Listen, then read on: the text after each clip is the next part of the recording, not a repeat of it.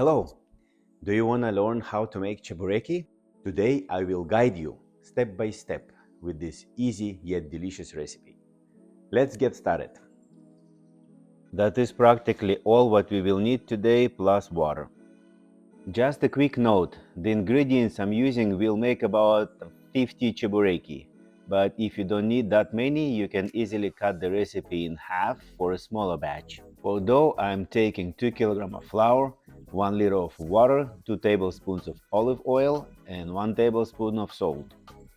For meat, I will take 1.5 kg ground mixture beef and pork, 1.5 kg onions, 2 tablespoons salt, and 1 teaspoon black pepper. In a large bowl, add olive oil, preheated water to about 60 to 70 degrees Celsius, the flour, and the salt. Once everything is combined, knead the dough until it's smooth and elastic. This should take about 5 to 10 minutes. After that, cover it and let it rest for about 30 minutes. Add more flour if needed. The dough shouldn't stick to your hands. It's almost impossible to specify the exact flour to water ratio because different types of flour can vary in absorbency. Let's start with the filling, and we'll begin with the onions. I'm using 3 very large onions, and it's important to match the weight of your onions to the weight of the meat. I'm putting the onions through a food processor.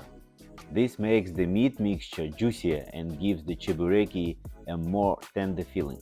But you can also slice the onions very thin by hand. To season, I'm adding 2 tablespoons of salt and 1 teaspoon of black pepper. You can grind the black pepper fresh if you prefer, but to save time, I'm using pre-ground black pepper. And I'm adding finely processed onions. By the way, feel free to use any ground meat you prefer. And I'm adding about 200 ml of water.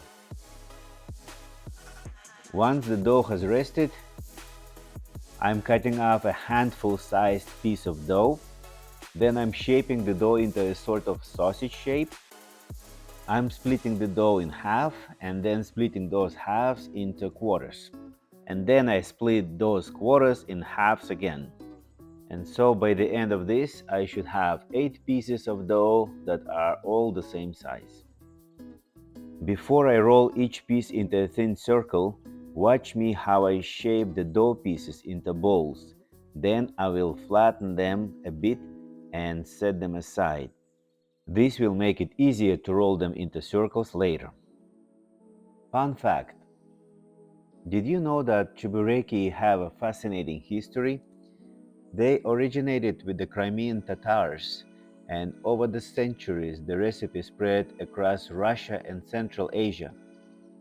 Today, they're a beloved street food and comfort dish in many countries. Hopefully, this recipe won't be forgotten, and I hope the new generation will learn it and pass it down to their kids.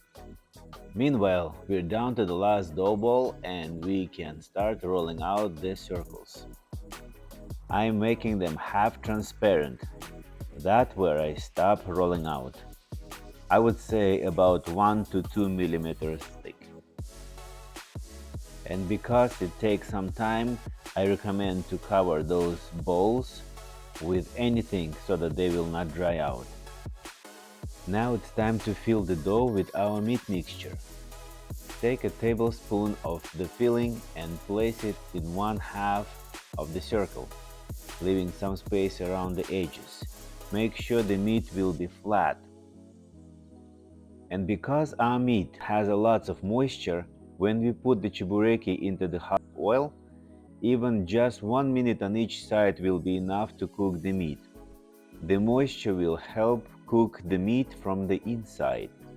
Fold the dough over to create a half-moon shape and press the edges together to seal them. You can use a fork to crimp the edges for an extra seal. When you make chebureki, try to let the air out before sealing them. I gently squeeze the edges before closing them to remove any air. This will help keep them nicely sealed during frying. If you still have any questions, don't hesitate to ask, and I'll get back to you as soon as I can. We're almost there.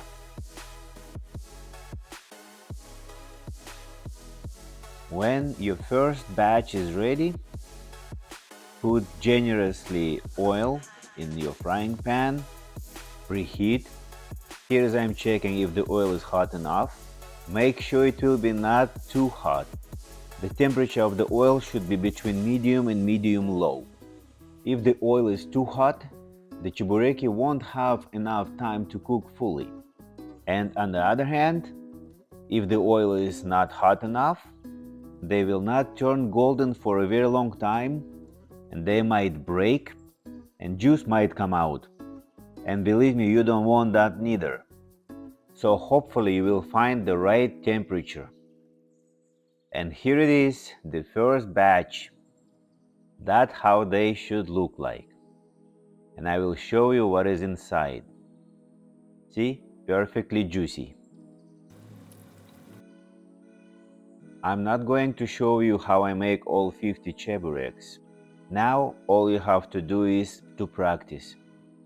Find the right temperature of the oil and watch them, and you'll be just fine. Let me know how it turned out in your case. Everything is important by making chebureks.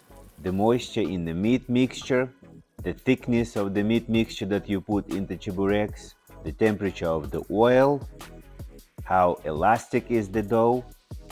I hope you learned something new today and had some fun. Thank you for watching. And here you have it, 50 homemade juicy crispy cheburek. Let's try it. When you will eat that, try to suck the juice because it's very juicy.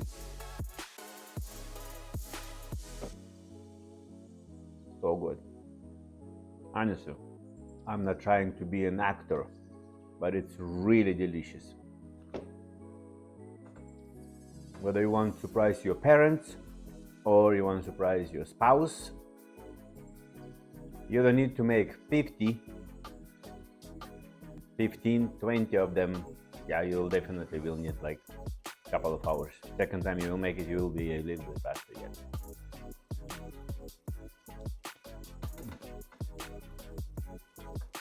As I said, they're juicy.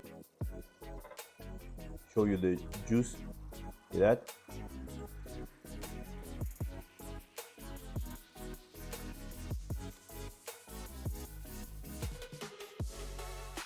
Oh my gosh, what a bliss. Check my next videos or videos that I already made. Until then, bye.